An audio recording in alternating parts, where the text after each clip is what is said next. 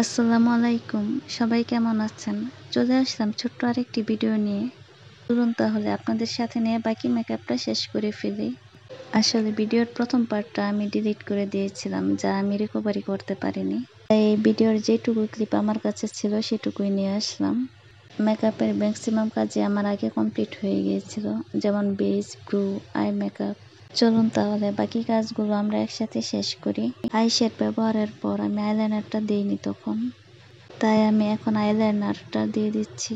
তবে দেওয়ার আগে আপুটাকে আমি জিজ্ঞেস করেছিলাম টানা দিয়ে দেবো কিনা। উনি খুব বেশি টানা দিতে চায়নি, তাই আর দিইনি। ফোন ক্যামেরাতে মেকআপটা সুন্দরভাবে ফুটে ওঠে না, বিশেষ করে আই শেডের কালারগুলো। আমার লাইনার দেওয়াটা কমপ্লিট হয়ে যাওয়ার পর এখন ডাবল লাইনার দিয়ে দিব। এখানে আমি কপার গোল্ড কালারের একটা গ্লিটার নিয়েছি। এই গ্লিটার দিয়ে আইলাইনারের উপরে লাইনটা আমি ড্র করব। আই মেকআপটা কমপ্লিট করতে একটু সময় দিতে হয় বেশি, কারণ আই লুকটা যত সুন্দর হবে মেকআপটা তত সুন্দরভাবে ফুটে ওঠে।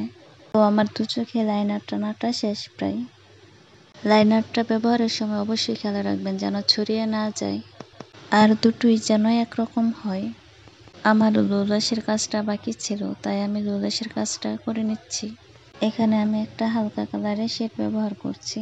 এই সেম কালারের আই শেডটা আমি চোখের উপরেও ব্যবহার করেছিলাম।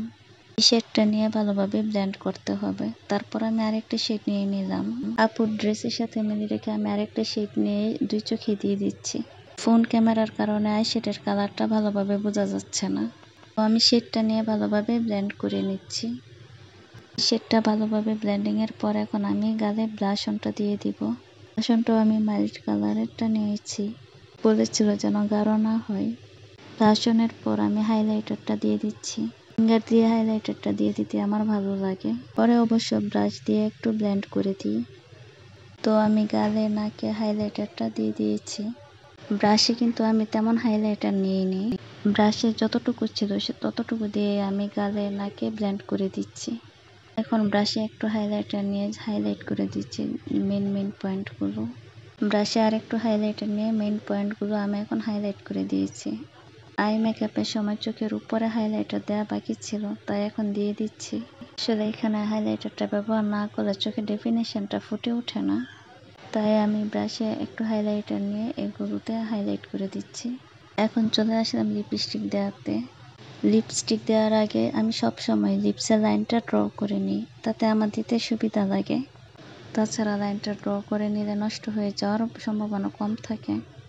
লাইনটা আমার আঁকা হয়ে গেলে আমি লিপস্টিকটা দিয়ে দিব। তারপর আপনারাই বলুন কেমন হয়েছে দেখতে মেকআপ লুকটা।